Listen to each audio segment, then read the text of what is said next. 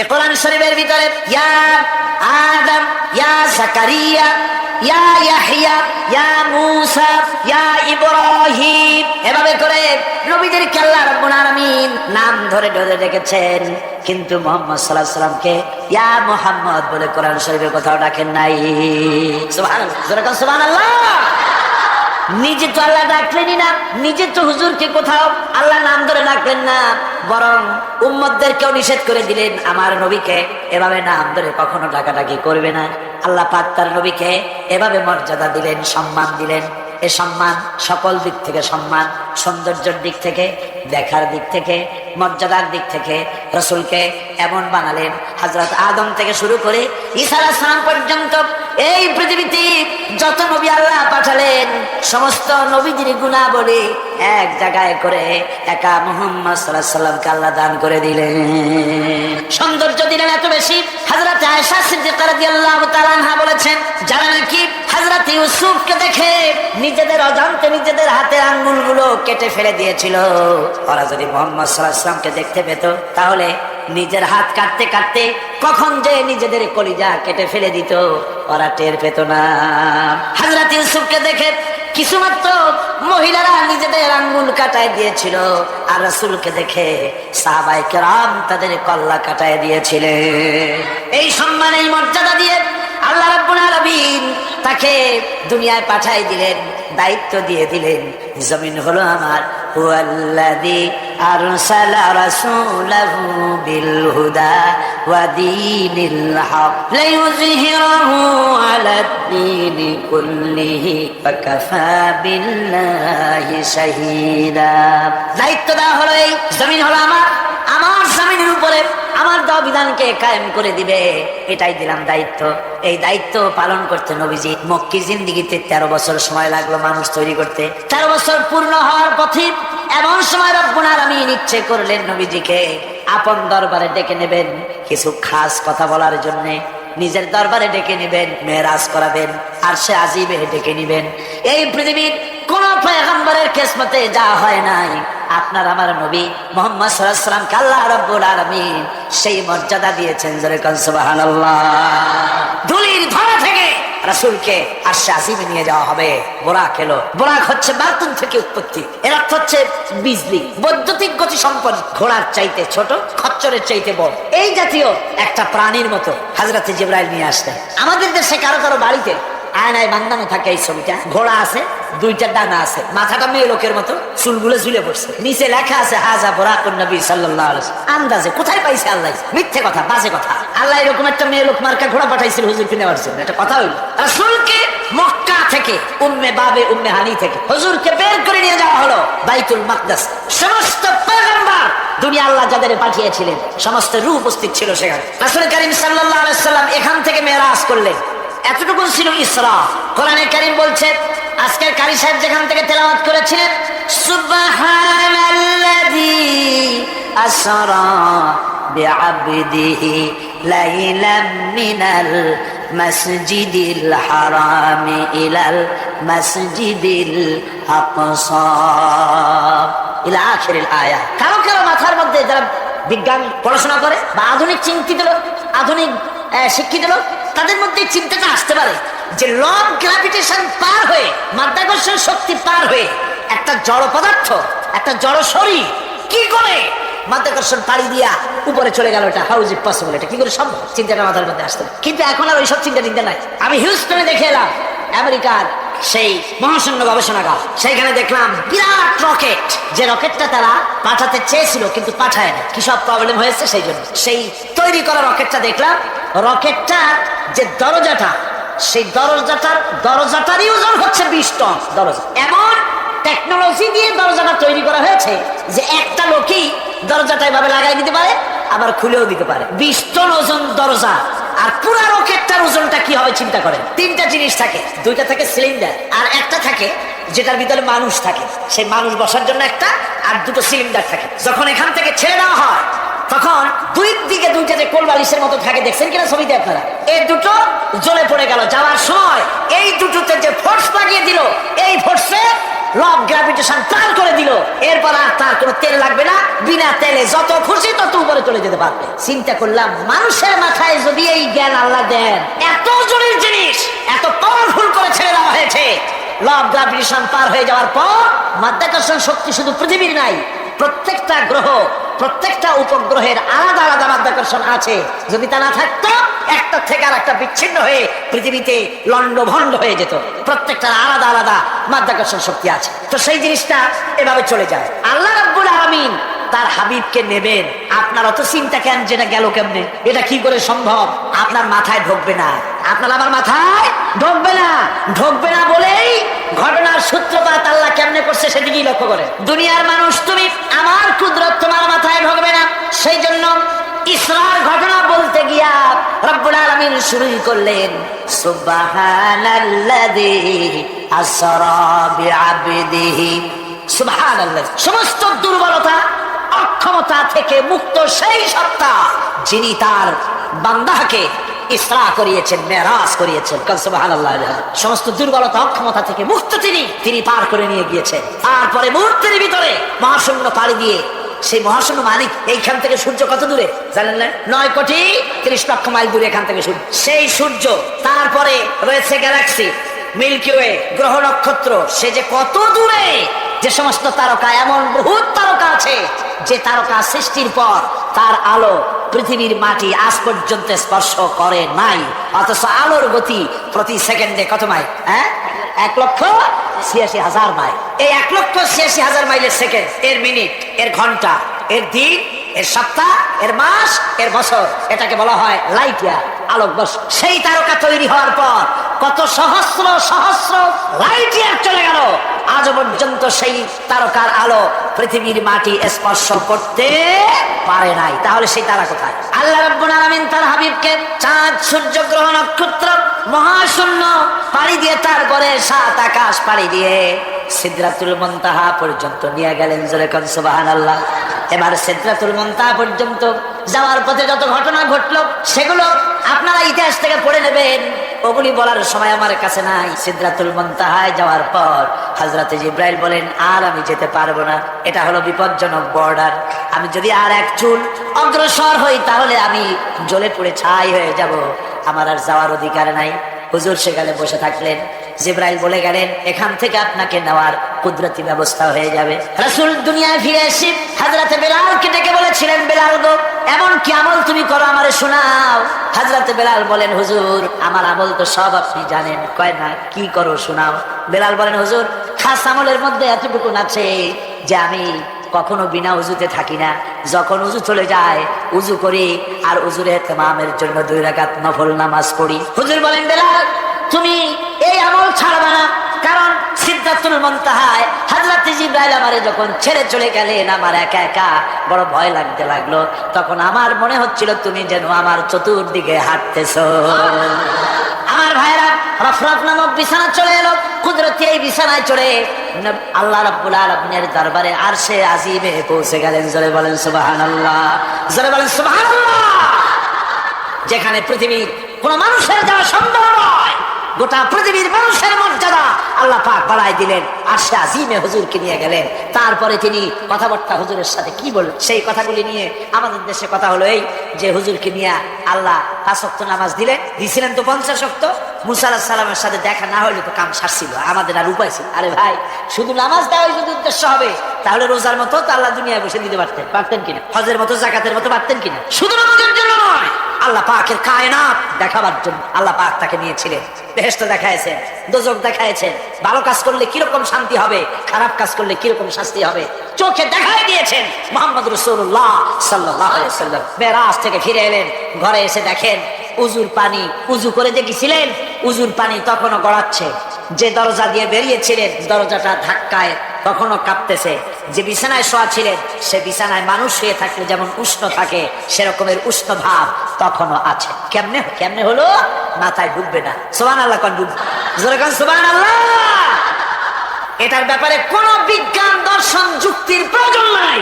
প্রয়োজন শুধু এতটুকু, আল্লাহ তার হাবিবরে নেবেন, কত দ্রুত নিবেন, কত দ্রুত পাঠাবেন, এটা তিনিই ভালো জানেন, আমাদের কোনো জানার কথা না, ঠিক কিনা? তবে দৃষ্টান্ত যদি চান তাহলে আমি দৃষ্টান্তটা এভাবে দিতে পারি, বুঝাবার জন্য একটা দৃষ্টান্ত দিতে পারি। সেটা হলো এই, ধরেন বাংলাদেশে কোনো প্রেসিডেন্ট আসবে, পৃথিবীর যে কোনো দেশের এক প্রেসিডেন্ট আসবে, এটা আসার যখন খবর হয়ে যাবে তখন পত্র পত্রিকায় রুট বলে দেওয়া হয়, এই রুটে রাষ্ট্রীয় মেহমান, রাষ্ট্রীয় অতিথি ভবনে আসবেন, এই রাস্তা দিয়ে সাধারণ ট্রাফিক চলাচল বন্ধ থাকবে। এয়ারপোর্ট থেকে নিয়ে রাষ্ট্রীয় অতিথি ভবন পর্যন্ত, মেহমান না আসা পর্যন্ত সমস্ত ট্রাফিক চলাচল বন্ধ। মেহমান পৌঁছে যাবে, তারপরে আবার স্বাভাবিক ট্রাফিক চলবে। এটা জানেন কিনা? এইটা যদি পৃথিবীর সামান্য সলিমদ্দি কসিমদ্দি, এই জন্য বলছি আজ আছে কাল নাই, ঠিক কিনা গণ? আজ মন্ত্রিত্ব গেল, কালকে রাস্তায় দাঁড়ায় বলবে রিক্সাওয়ালা আমার একটু নেওয়া, বাজারে মাছ কিনতে যাবো, ঠিক কিনা? সুতরাং এদের তো কোনো মর্যাদা নাই, আজ আছে কাল নাই। এই দুনিয়ার সলিমদ্দি কসিমদ্দির জন্য যদি এভাবে ট্রাফিক চলাচল বন্ধ করে দেওয়া হয়, তাহলে আকাশ এবং জমিনে আল্লাহ রাব্বুল আলামিনের সর্বশ্রেষ্ঠ মেহমান জনাবে মুহাম্মদ রাসূলুল্লাহ সাল্লাল্লাহু আলাইহি সাল্লাম, এই মেহমান আল্লাহর দরবারে যাবেন। আল্লাহ যদি বলে দিয়ে থাকেন, আল্লাহ যদি হুকুম কর, বাড়িতে ভালো রান্না বান্না হলে ছেলের কিসমতে মুরগির কলিজা, মুরগির ভালো ভালো অংশ, মাছের মাথা, সব ছেলে মেয়ের কিসমতে হয় না, কথা ঠিক কিনা?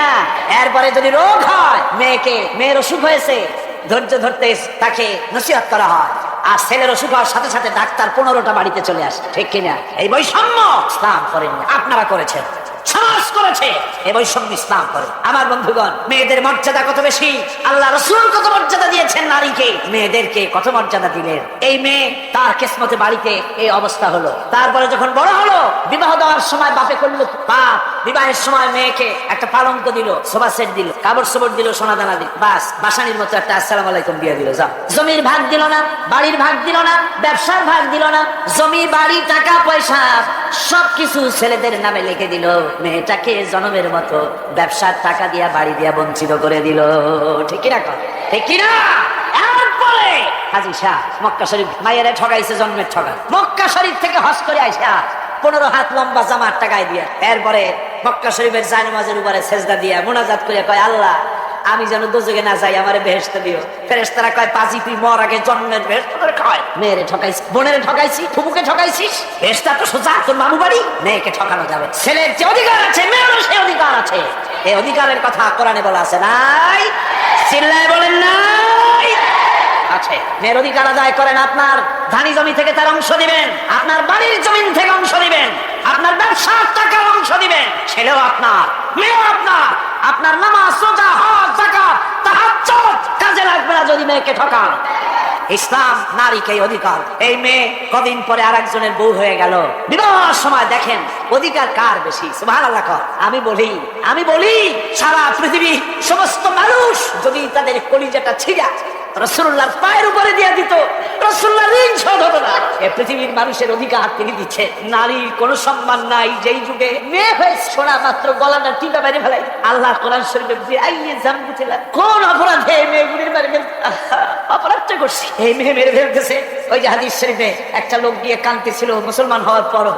হুজুর কয় কান্দো কেন? কই যে আমার গুনাহ কি মাফ হয়েছে? হুজুর বলেন হ্যাঁ মাফ হয়ে, কলেমা পড়ছো মাফ হয়ে। কয় যে হুজুর আমি তো মারাত্মক গুনাহ করছি। বলে কি? বলে আমার একটা মেয়ে, সেই মেয়েটাকে নিয়ে আমি, ঘটনা লম্বা, আমি সংক্ষেপে বলতে, মেয়েটাকে ফাঁকি দিয়া তার আমি মারবো, বুঝতে দেই নাই আমার বউরে। বললাম চলো বেড়াইতে যাই। মেয়েটা আমার সাথে সাজাই দিয়েছে, তার মা বেড়াতে নিয়ে যাবো এইটা কথা মনে করে। মেয়েটা কদ্দূর যায়, আবার আব্বা আব্বা বলে আমার দিকে ফিরে আসে, আবার পিছনে থাকে, আবার আব্বা আব্বা বলে জড়াই ধরে। এইভাবে করতে করতে যখন নির্জন এলাকায় গেলাম, আমি পাহাড়ের পাশে গর্ত খোঁড়া আরম্ভ করলাম। গর্ত খুঁজি আর মাটি ছিটে এসে আমার দাড়িতে লাগে।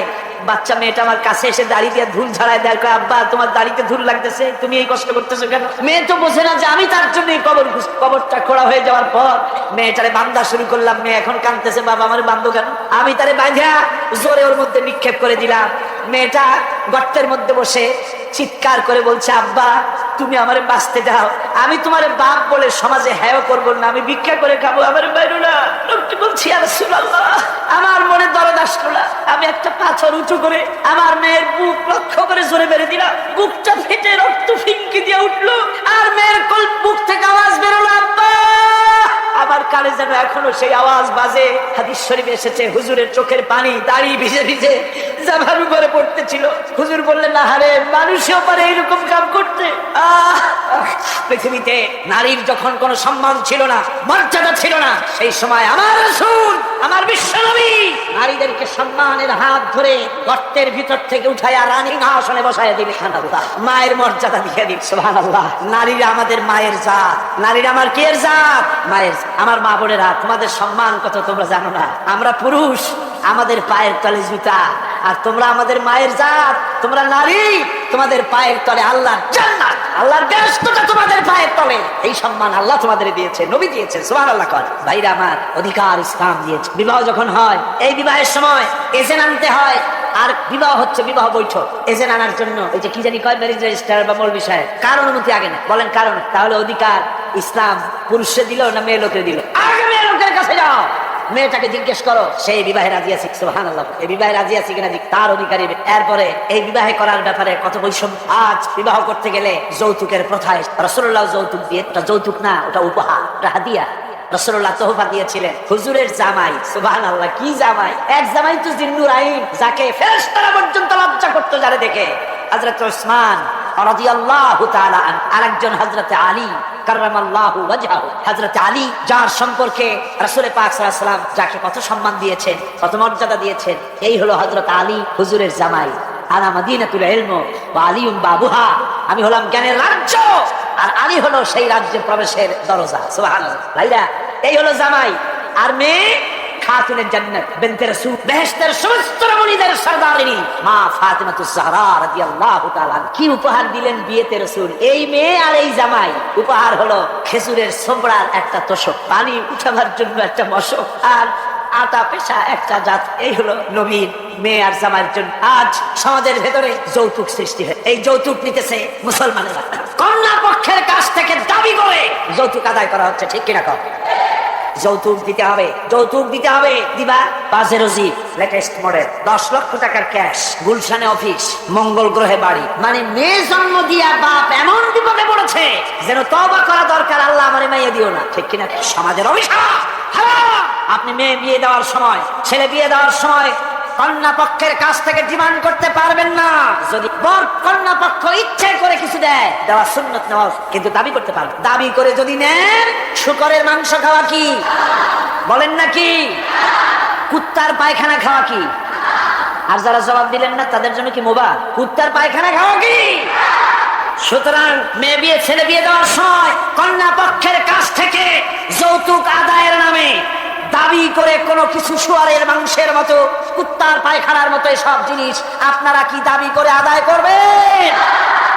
আমি আজকে দেখতে চাই যে সব পিতারা মাহফিলে এসেছেন, ছেলের বিয়ে আজও দেন নাই, সেই সব পিতারা কোরআনের মাহফিলে হাত তুলে শপথ করেন কুত্তার পায়খানা খাবেন না, শুয়ারের মাংস খাবেন না। হাত, ওই ছেলেরা তুমি বাপ হইছো কবে? হাত নামাও। ছেলেরা না, শুধু পিতারা, ছেলের বাপেরা হাত উঁচু করো, আমি দেখবো। তাও ছেলের বাপেরা হাত উঁচু করো, আমি দেখবো। আলহামদুলিল্লাহ। হাত নামা, কোন আলহামদুলিল্লাহ, আরো জোরে কোন আলহামদুলিল্লাহ। এবার তোমরা যারা হাত উঠাতে গিয়ে বেকুব হইছ, এইবার তোমরা জওয়ানেরা, তরুণেরা, ছাত্ররা, যুবকেরা, তোমরা তো বিবাহ করবা। যারা বিবাহ করো নাই, বিয়ে করার সময় তোমার এই চিন্তা করা দরকার, টেলিভিশন, গাড়ি, ক্যাশ, সবকিছু চাইতে বেশি মূল্যবান তোমার স্ত্রী। ঠিক কিনা? ঠিক কিনা? সেই স্ত্রী হবে তোমার কাছে। দাবি করে কিছু নিতে পারবা না। যদি শ্বশুর একটা ঘড়ি দেয়, সুমা খাইয়া হাতে লাগাই নিয়ে, যদি এক জোড়া জুতা দেয়, 14 গোষ্ঠীর কপাল মনে করে নিয়ে আসবে। শেরওয়ানে দিল, আলহামদুলিল্লাহ বলে গায়ে দিয়ে নিয়ে আসবে। তোমার তো তৃপ্তি হওয়া উচিত। আমার শ্বশুর, আমার শাশুড়ি তার 18 বছর, 20 বছর, 22 বছরের কলিজা নিংড়ানো স্নেহকে উজাড় করে দিয়ে তার কলিজার টুকরা মেয়েটাকেই তো দিয়ে দিয়েছে আমাকে। এর থেকে টেলিভিশন বেশি, রেডিও বেশি, গাড়ি বেশি, বাড়ি বেশি? বিবাহ করবা মহব্বত করে, নিজের টাকা দিয়া, বাপের টাকা দিয়া, সোনা দিয়া, দানা দিয়া, কসমেটিক্স দিয়ে, সুন্দর সুন্দর শাড়ি দিয়ে সাজাইয়া, রানীর মর্যাদা দিয়ে বাড়িতে এনে সম্মানের সাথে রাখবে। জীবনে খোটা দিবা না। বলি বড় দুঃখে, এই জন্য বলি আমার দেশে একটা যৌতুকের ঘড়ির জন্য, একটা যৌতুকের রেডিওর জন্য, 100 টাকার জন্য আমার দেশে স্বামীরা স্ত্রীকে গলা টিপে হত্যা করেছে। এরা মানুষটা জানো।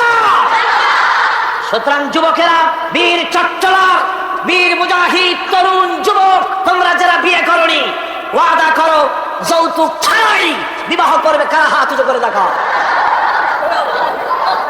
বুড়ারা হাত তুললে তো মনে হয় যেন আবার বিয়ে করতে চায়। বুড়ারা না, জওয়ানেরা, জওয়ান বসো বসো বসো বসো। আলহামদুলিল্লাহ, জোরে কোন আলহামদুলিল্লাহ, আরো জোরে কোন আলহামদুলিল্লাহ। আমি তো দাঁড়াইতে বলি নাই, আমি তো দাঁড়াতে বলি নাই। ভাইরা দাঁড়ালেন কেন? বলছি দোয়া কবুলের রাত, দোয়া করে যান। বসেন, কেউ দাঁড়িয়ে থাকেন না, সবাই বসেন। আর জোরে সরে একটুখানি দরুদ শরীফ পড়েন। সালাতুন ইয়া রাসূলুল্লাহ আলাইকুম, সালামুন ইয়া হাবিবাল্লাহ আলাইকুম। মোহব্বত দিয়ে কোন সালাতুন ইয়া, সালাতুন ইয়া রাসূলুল্লাহ, সালামুন ইয়া হাবিবাল্লাহ আলাইকুম। ভাইরা আমার, আমি খুব খুশি হয়েছি, আল্লাহ খুশি হয়েছে। কোন আলহামদুলিল্লাহ। আজকের মাহফিল সার্থক। আপনারা বিশ্বাস করেন আগামী জাতীয় নির্বাচনে যে পার্লামেন্ট তৈরি হবে, সেই পার্লামেন্ট যদি কোরআনের পার্লামেন্ট হয়, তাহলে যৌতুক বিরোধী বিল পাস করে যৌতুক প্রথার উপরে ছাতা মেরে বঙ্গোপসাগরে আমরা নিক্ষেপ করবো ইনশাআল্লাহ।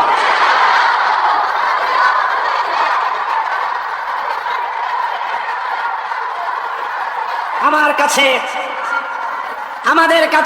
আমাদের কাছে অনেক সময়, থামুন, আমাদের কাছে অনেক সময় রিকশাওয়ালা, ঠেলাওয়ালা সময়ের গতি, বার্ষিক গতি, আহ্নিক গতি, আকাশের গতি, সূর্যের গতি, সময়ের গতি, রাত 3টা 45 মিনিট 10 সেকেন্ড, এখন সমস্ত গতি স্তব্ধ হয়ে যায়। আমার হাবিব আমার দরবার থেকে ঘুরে যখন ঘরে ফিরে যাবেন, আবার 3টা 45 মিনিট 11 সেকেন্ড থেকে শুরু হয়ে যাবে। যদি আল্লাহ এমনটি করে থাকেন, তাহলে উজুর পানি গলাতে দেখা আর দরজা কাঁপতে দেখা অসম্ভব। জোরে বলো অসম্ভব। এটা আমি একটা দৃষ্টান্ত দিলাম মাত্র। আসলে আল্লাহ পাক করিয়েছেন তার হাবিবকে। কোন কাইফিয়াতে কিভাবে নিয়েছেন? আল্লাহ নিয়েছেন তার হাবিবরে। আপনার চিন্তা করার কোনো দরকার নাই, ঘুম নষ্ট করে দরকার নাই। আল্লাহ তার হাবিবকে মেরাজ করিয়েছেন। জোরে কোন সুবহানাল্লাহ, চিল্লায় কোন সুবহানাল্লাহ। ভাইরা আমার, নবীজি মেরাজ থেকে ফিরে এলেন। এবার আসল দায়িত্ব এসে গিয়েছে। মেরাজের পরই মদিনা মুনাওয়ারায় রাসূলুল্লাহ হিজরত করলেন। এই হিজরতের পর আল্লাহর নবী মদিনা শরীফে এসে ইসলামী স্টেট কায়েম করে দিলেন। আজ নবী প্রেসিডেন্ট হয়ে গেছেন। জোরে কোন সুবহানাল্লাহ, জোরে সরে বলেন সুবহানাল্লাহ। আমার বন্ধুগণ, নবী টুপি সুন্নত, নবীজির টুপিটা মাথায় লাগাই নবী পছন্দ করতেন। মিষ্টি সুন্নতটা পছন্দ করি। নবীজি কদু খাইতেন, খাওয়া সুন্নতটা। নবীজি চোখে সুরমা লাগাতেন, সুরমা লাগানোর সুন্নত পছন্দ করি। কিন্তু নবীজি রাষ্ট্র দখল করে প্রেসিডেন্ট হয়েছিলেন। আর আল্লাহর দিন কায়েমের জন্য তাইফে যে রক্ত দিয়েছিলেন, সেটাও, আবার ওহদে যে দান মুবারক শহীদ হয়েছিল, সেটাও যে সুন্নত। মা বাপের জায়গা জমি ঘর বাড়ি ছেড়ে দিয়ে হিজরত করেছিলেন। এই সুন্নত বড় কঠিন, কঠিন সুন্নতের কাছে মুসলমানের পাওয়া যায় না, ঠিক কিনা? এই সুন্নত গুলি পালন করা কঠিন। নবীর কোন সুন্নত ছোট নয়। নবীর কোন সুন্নত ছোট? মিয়া সাহেব মনে রাখেন, গোটা আকাশ, গোটা জমিন যদি বিক্রি করা হয়, রাসূলুল্লাহর একটা সুন্নতের মূল্য দেওয়া যাবে না। আল্লাহু আকবার বল। রাসূলের সুন্নতের এত মর্যাদা। সুতরাং রাসূলুল্লাহ আল্লাহর নবী পৃথিবীতে এলেন। আমরা রাসূলের এই সব সহজ পালনের সুন্নত গুলির পথে আছি, কিন্তু কঠিন সুন্নতের কাছে নাই, ঠিক কিনা? ঠিক কিনা? আমার বন্ধুগণ, নবীজি মদিনা এলেন। আজ নবীজি প্রেসিডেন্ট। নবীর উপর ঈমান আনার অর্থ কি? ঈমান আনার অর্থ এটা শুধু নয়, রবিউল আউয়াল মাস এলো আর ইয়া নবী সালাম আলাইকা, ইয়া রাসূল সালাম আলাইকা, তুম পর লাখো সালাম, হাজারো সালাম, কোটি সালাম। এরপরে বাজারে সব মিষ্টিগুলি খাইয়া ভাবলাম, যেন বলে দিলাম, রসুল দেখো তোমারে কত ভালোবাসি, তোমার মহব্বতে বিরাট একটা মিছিল করছি, তোমার মহব্বতে বাজারের সব মিষ্টি খাইয়া ভালাইছি, বলো আর কত তোমারে ভালোবাসা যায়। আরে ওই নবীরে গাল দেওয়া হলো, কয়জন তোমরা মরছো? নবীরে গাল দেওয়া হলো। নবীর সুন্নাত ভুলণ্ঠিত হতেছে। নবী যেই উদ্দেশ্যে এসেছিলেন পৃথিবীতে, দান মোবারক শহীদ করে দিয়েছিলেন, সেই ইসলাম জমিন থেকে বিদায় হয়ে যায়। সেজন্য কি অবদান তোমার? শুধু মিলাদ পড়লে পরে নবীজির ওই সুন্নত, নবীর ইমানের হক আদায় হবে না। জোরে বলেন হবে নাকি? কি কোন হবে? হবে না। রাসূলুল্লাহ মদিনায় আসলেন। আজ রাসূল প্রেসিডেন্ট। সুবহানাল্লাহ। রাষ্ট্রপতি, রাসূলুল্লাহ রাষ্ট্রপতি হয়েছেন। দুনিয়ায় আরো তো কত রাষ্ট্রপতি। দুনিয়ায় যত রাষ্ট্রপতি হলো, ক্ষমতায় থাকাকালীন দেশি ব্যাংকে বিদেশি ব্যাংকে জনমের মতো টাকা জমা করে, ক্ষমতায় থাকলে টের পাওয়া যায় না। যখন ক্ষমতা চলে যায়, তখন দুর্নীতি দমন বিভাগ এত দুর্নীতি তালাশ করে খুঁজা খুঁজা পায়, তখন তারা চিন্তা করে লোকটা যদি সুযোগ পেত তাহলে গোটা বাংলাদেশ বেশি ব্যাংকে জমা দিয়ে দিত, ঠিক কিনা? সুতরাং বুঝতে হবে আজ রাসূলের আদর্শ, রাসূল রাষ্ট্রপ্রধান ছিলেন, সেই রকম রাষ্ট্রপ্রধান চাই। রাসূল প্রেসিডেন্ট, ঘরে খাবার, ঘরে খাবার। নবীর উপর ঈমান, শুধু দরুদ পড়ে হবে না, দরুদ তো পড়বই, কারণ রাসূলুল্লাহ বলেছেন আমার নামে যদি একবার কেউ দরুদ পড়ে আল্লাহ পাক তার আমলনামায় 10টা নেকি লিখবেন, আর আমলনামা থেকে 10টা গুনাহ আল্লাহ মাফ করে দিবে। সুবহানাল্লাহ।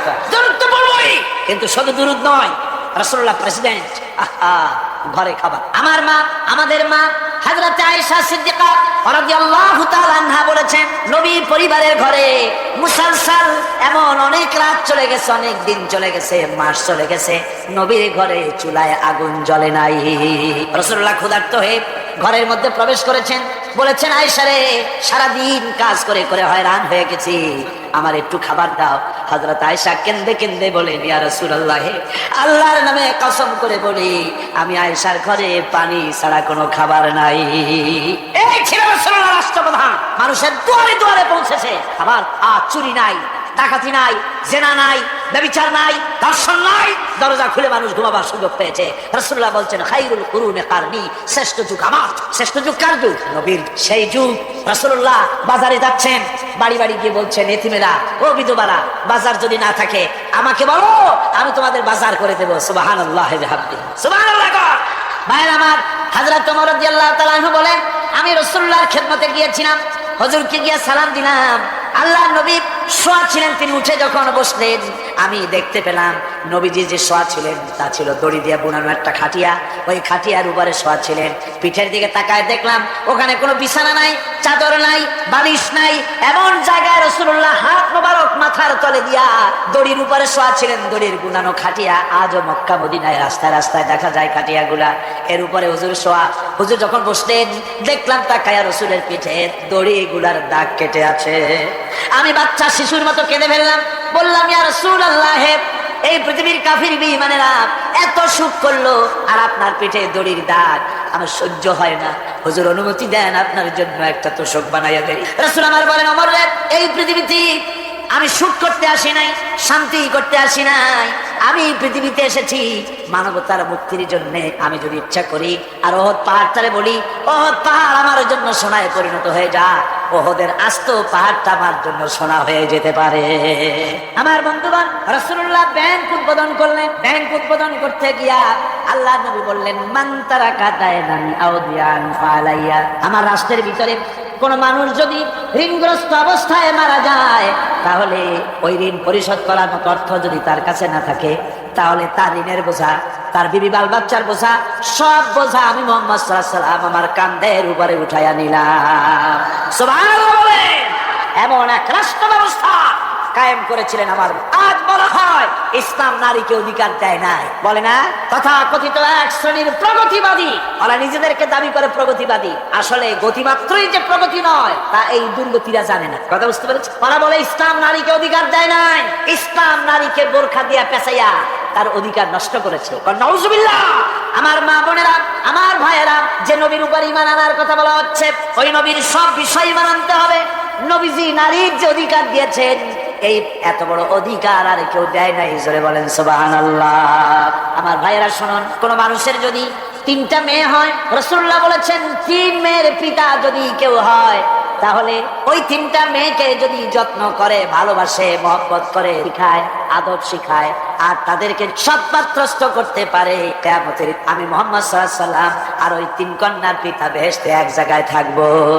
ছেলের ব্যাপারে কিন্তু কথা বলা হয় না, কথা বলা হয়েছে কাদের ব্যাপারে? মেয়েদের ব্যাপারে। মা বোনেরা, আমি বিশ্বাস করি আপনারা যদি জানতেন, পৃথিবীর মুসলিম মহিলারা যদি জানতেন ইসলাম তাকে কি অধিকার দিয়েছে, তাহলে সব রকমের নারী পক্ষ, নারী অধিকার আন্দোলন, এই হাবিজাবি আন্দোলনের বুকে লাথি মেরে সব মেয়েরা রাস্তায় নেমে মিছিল করতে গভর্নমেন্টের বিরুদ্ধে, যে কোরআন আমাদের যে অধিকার দিয়েছে, রাসূল যে অধিকার দিয়েছে সেই অধিকার ফিরিয়ে দাও।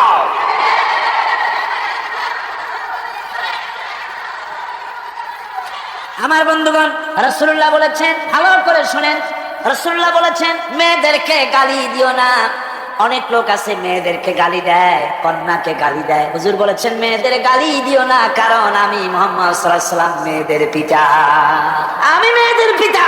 সুবহানাল্লাহ, সুবহানাল্লাহ। ভাইরা, হুজুরের বেঁচে ছিল কারা, ছেলেরা না মেয়েরা? কোন আপনারা কারা বাসে? সব ছেলেরা মারা গেছিলেন। ঠিক একটা হাদিস আপনি আমাকে দেখাতে পারবেন না, এমন একটা হাদিস নাই ছেলেরা মরে যাওয়ার পর হুজুর দুঃখ করে একদিন মোনাজাত করেছেন, আল্লাহ সব ছেলেগুলো নিয়ে গেলা, আমার একটা ছেলে দাও।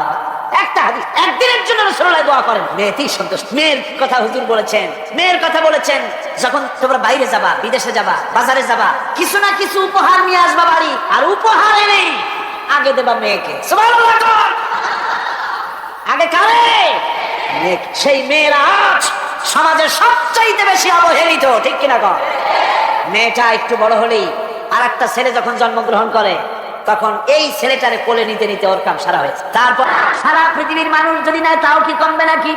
আল্লাহ রাব্বুল আলামিন বলেন, হাবিব আপনাকে আমি জ্ঞানের আলো বানাই দিলাম পৃথিবীর বুকে, কিয়ামত পর্যন্ত এই আলো বিকিরণ হবে, এই আলোতে কম পড়বে না। জোরে বলেন সুবহানাল্লাহ। জ্ঞানের আলো, কিসের আলো? ওহীর জ্ঞান। সেই জ্ঞান কোন জ্ঞান? ওহীর জ্ঞান। আল্লাহ পাক নবীকে নূর বানালেন, নূর বানিয়ে পাঠিয়ে দিলেন তাকে। এই দুনিয়ার বুকে নবীদেরকে জ্ঞান দিয়েছেন আল্লাহ সুবহানাহু ওয়া তাআলা। জ্ঞান দিলেন কে? আল্লাহ পাক। সাধারণ নেতা আর নবীরাও নেতা। পার্থক্য হলো সাধারণ নেতারা তারা কথা বলে নিজস্ব মন মস্তিষ্ক দিয়ে, আর নবীরা কথা বলেন আল্লাহর কথা। নবীরা কার কথা বলেন? আল্লাহ পাকের কথা বলেন। আর সাধারণ যত নেতা আছে এ সবাই কথা বলে যাদের নিজস্ব মন মস্তিষ্ক প্রসূত কথা। যার জন্য দেখুন হযরত ইব্রাহিম আলাইহিস সালাম তার আব্বাকে ডেকে বললেন, ইয়া আবাতি ইন্নী قد جاءني من العلم ما لم يأتك فاتبعني أهدك صراطا سويا। হে আমার পিতা, হে আমার আব্বাজান, আমার কাছে এমন ইলম আছে, আমার কাছে এমন এক ইলম এসেছে যে ইলম আপনার কাছে নাই। সুতরাং আপনি আমার অনুসরণ করেন, সোজা রাস্তা আমি আপনাকে দেখাইয়া দেব। আমার কাছে যে জ্ঞান আসছে সেই জ্ঞানটা কার? কার কার? সেই জ্ঞানটা কার? আল্লাহ পাক। নূহ আলাইহিস সালামকে আল্লাহ পাক বলেছেন, আমি তাকে আমার পক্ষ থেকে ইলম দিয়েছি, হিকমত দিয়েছি। এভাবে প্রত্যেক নবীর কাছে ইলম আর হিকমত গিয়েছে কার কাছ থেকে? আল্লাহ পাকের কাছ থেকে। আল্লাহ পাকই হচ্ছেন সমস্ত নবীদেরকে জ্ঞান দান করেছেন, আর নবীকে বানিয়েছেন বিশ্ব নবী। আমাদের নবী যিনি মুহাম্মদ সাল্লাল্লাহু আলাইহি ওয়াসাল্লাম, তিনি কি নবী? আল্লাহ পাক কোরআনে কারীমের মধ্যে বলেছেন, কুল ইয়া আইয়ুহান নাসু ইন্নী রাসূলুল্লাহি ইলাইকুম জামিআ। আল্লাহ রাব্বুল আলামিন বলেন, হে নবী আপনি বলে দেন এই পৃথিবীর সমস্ত মানুষের জন্য, তোমাদের সকলের জন্য আল্লাহ আমাকে রাসূল বানিয়ে পাঠিয়েছেন। আমি তোমাদের সকলের জন্য রাসূল, সবার জন্য। এই পৃথিবীতে আকাশে জমিনে আল্লাহ যা বানাইছেন সব কিছুর উপরে আমি রাসূল। আর বিশ্ব নেতা, বিশ্ব নবী হওয়ার জন্য যা কোয়ালিটি থাকা দরকার সব কোয়ালিটি আল্লাহ হুজুরকে দিয়েছিলেন, দেন নাই? যারা বলেন দেন নাই? আচ্ছা আপনারা বলেন তো, হুজুর কোন মাদ্রাসা থেকে টাইটেল পাস করছিলেন? হুজুর কি ফাজিল পাস করছিলেন? আলেম, দাখিল, মেট্রিক পাস করছেন, এমএ বিএ কিছু পাস করেন? হুজুর তো লেখাপড়াই জানতেন, হুজুর লিখতেও জানেন না, পড়তেও জানেন না, এমনকি নিজের নাম সই করতেও পারতেন না। তাই বলে হুজুর কি মূর্খ ছিলেন? নাউযুবিল্লাহি মিন যালিক। রাসূলকে যদি কেউ মূর্খ মনে করে, তার মতো মূর্খ আকাশের নিচে জমিনের উপর একটা হতে। এবার শুনুন নবীজি নিজে কি বলেন। আল্লাহ নবী বলেন, ইন্নামা বুইসতু মুআল্লিমান। নবীজি বলেন, শুনে রাখো আমি পৃথিবীতে প্রেরিত হয়েছি একমাত্র শিক্ষক হিসাবে। জোরে বলেন সুবহানাল্লাহ।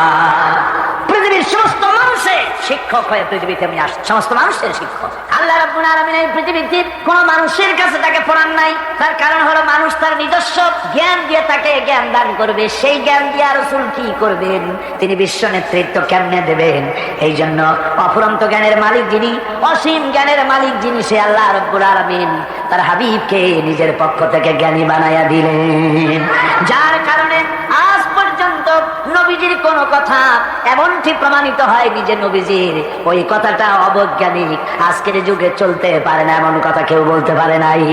যার জন্য অবশ্য কিছু ছেলেবেলে, কিছু আধুনিক শিক্ষিত লোক আছে যারা বলে যে ওই 1400 বছরের পুরানা কথাবার্তা আজকাল চলে চলে না, বলেন এরকম।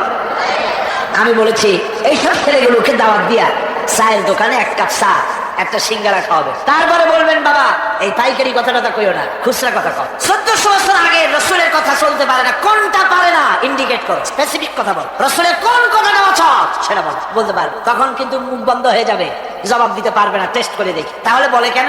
বলে কোন সে কথা? বিশ্বকবি, কবি সম্রাট আল্লামা ইকবাল রাহমাতুল্লাহ আলাইহি বলেছেন। কেন এইসব কথা ওরা বলে? আল্লামা ইকবাল বলেছেন, উনহি কা মাহফিল সওয়ারতা হো চরগ মেরি है रात उनकी, उन्हीं का महफिल संवारता हूँ चरग मेरी है रात उनकी, इन्हीं का मतलब कह रहा हूँ जुबान मेरी है बात उन। আমি অন্যের মাহফিল সাজাই, নিজের কোনো মাহফিল নাই। আমি অন্যের রাতে সেরাক জ্বালাই, আমার নিজের কোনো সেরাক চারাক নাই। আমি অন্যের মতলব নিজের জিহ্বা দিয়ে বলি, আমার নিজস্ব কোনো সে নাই, কোনো বক্তব্য নাই। আজকে যারা এই কথাগুলি বলে যে ইসলাম মানুষকে 1400 বছর আগের ইসলাম, পুরানা ইসলাম কিছু দিতে পারে না, এই লোকগুলির জিহ্বার উপরে ভর করেছে পেন্টাগন, ভর করেছে পিকিং, ভর করেছে মস্কো, ভর করেছে শান্তি নিকেতন। কথা ঠিক কিনা? জোরে বলেন ঠিক কিনা? আল্লামা ইকবাল, আল্লাহ তাকে জান্নাতুল ফেরদাউস নসিব করুন, জোরে কোন আমিন। আমি ওনার ছবি দেখে আমি ওনার দারুণ ভক্ত। পৃথিবীতে যত কবির কবিতা আমি পড়েছি, আল্লামা ইকবাল আমার প্রিয় কবি। আমি ওনার ছবি দেখে চিন্তা করছি, এইরকমের দাড়ি কামানো মানুষ, এইরকমের মুসলা মানুষ এত সুন্দর সুন্দর কথা পাইলো কই? তার প্রত্যেকটি লেখা কোরআনে কারীমের তরজমা তাফসীর হয়ে বেরিয়েছে। এটা হলো কি করে? পাশ্চাত্যে লেখাপড়া করেছেন, অক্সফোর্ডে লেখাপড়া করেছে, হলো কি করে? এরপর একটা কবিতা আমার সামনে পড়ে গেল, ওনার লেখা। আমার তখন জেহেন সাফ হয়ে গেল। উনি পেলেন, উনি লিখেছেন, खीरा न कर सका, खीरा न कर सका मगरिब की दवा दानिश, सुरमा था आग का मेरा खाके मदीना। পাশ্চাত্যের চাকচিক্য আমার চক্ষুকে প্রতারিত করতে পারে নাই, কারণ মদিনার ধুলাবালি আমার চোখের উপরে সুরমার মতো লাগানো ছিল। সুতরাং প্রাচ্যত্ব আমাকে প্রতারিত করতে পারেনি। আমি এই কবিতার আলোকে আমি আল্লাহর নামে কসম করে বলতে পারি, যদি আমার দেশের কলেজগুলিতে, আমার দেশের বিশ্ববিদ্যালয়গুলিতে যদি আল্লাহর এই কোরআনটা পড়ানো হতো, আহারে বলেন, কলেজে কোরআন শরীফ পড়ানো হয়, বিশ্ববিদ্যালয়ে কোরআন পড়ানো হয়, সব পড়ানো হয়, কিন্তু কোরআন পড়ানো হয় না। আমি আল্লাহর নামে শপথ করে বলতে পারি, আমাদের দেশের কলেজ আর বিশ্ববিদ্যালয়গুলিতে এই কোরআনে কারীমের তাফসীর যদি পড়ানো হতো, একেবারে ক্লাস 8 থেকে শুরু করে মাস্টার ডিগ্রি পর্যন্ত কোরআনের তাফসীর যদি পড়ানো হতো, নবীজির হাদিস যদি পড়ানো হতো, আমি কোরআন হাতে নিয়ে আল্লাহর নামে শপথ করে বলতে পারি, বিশ্ববিদ্যালয় আর কলেজগুলি আমাদেরকে ডাকাত আর সন্ত্রাসী উপহার দিত না। কলেজ বিশ্ববিদ্যালয় আমাদেরকে উপহার দিত খালিদ বিন ওয়ালিদ, আমাদেরকে উপহার দিত গাজী সালাউদ্দিন, আমাদেরকে উপহার দিত শহীদ তিতুমির, টিপু সুলতান, শাহ মজনুন, এগুলি আমাদেরকে উপহার দিত বিশ্বের সেরা সেরা নাম করা ইসলামী চিন্তাবিদ। আজ তাই বাংলাদেশের একজন কবি খুব দুঃখ করে বলেছিলেন, তাহলে কি আমাকে বলতে হবে ঢাকা বিশ্ববিদ্যালয় সেটা কি একটি ডাকাতদের গ্রাম? এ নিয়ে বহুত সমালোচনা হয়েছিল, কিন্তু পরে দেখা গেল যে কথা একেবারে তিনি মিথ্যে বলেননি, অযৌক্তিক বলেন নাই। মারামারি যখন শুরু হয় বিশ্ববিদ্যালয়, আয়রে আল্লাহ, পুলিশেরা যা দৌড় দেয় চতুর্দিক দিয়া, কি এর পাহারা দেওয়া, বন্দুক ফালাইয়া ধুইয়া বাবারে মা কই দৌড় দেয়। আল্লাহ জান তো আমারটা বাসু, পরের তো পরের কথা। আপনারা যাইয়া দেখেন ঢাকা বিশ্ববিদ্যালয়ের সামনে দিয়া দাঁড়িয়ে টুপি নিয়ে, দেখি তো কার বাবার সাহস কত। আমি চ্যালেঞ্জ করলাম, যান ঢাকায় দিনের বেলায় টুপি দিয়া, দাড়ি মুখে লম্বা জামা গায়ে দিয়ে, বাংলাদেশে 11.5 কোটি মুসলমানের রাজধানী বিশ্ববিদ্যালয়ের সামনে দিয়ে আপনার হিম্মত কতখানি দেখি, একটু আগে যান। যাইতে পারবেন না, মাথা টুপি ছিনিয়ে নেওয়া হবে, দাড়িগুলি ছেড়ে ধরা হবে।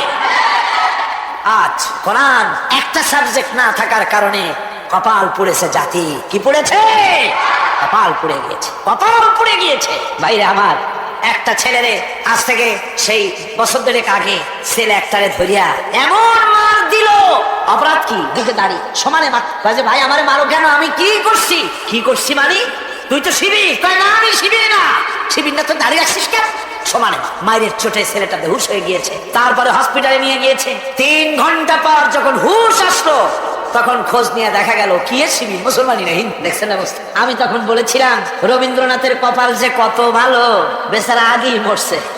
এই সময় যদি বাইসে থাকতো তাহলে মৌলবাদ বিরোধী পোলাপানেরা পাড়ায় ধরিয়া কোদাল দিয়ে বেচারার দাড়িগুলো কামায় দিত। হায় রে কপাল পোড়া, এই কপাল পড়েছে জাতি কোরআন না থাকার কারণে। কি না থাকার কারণে?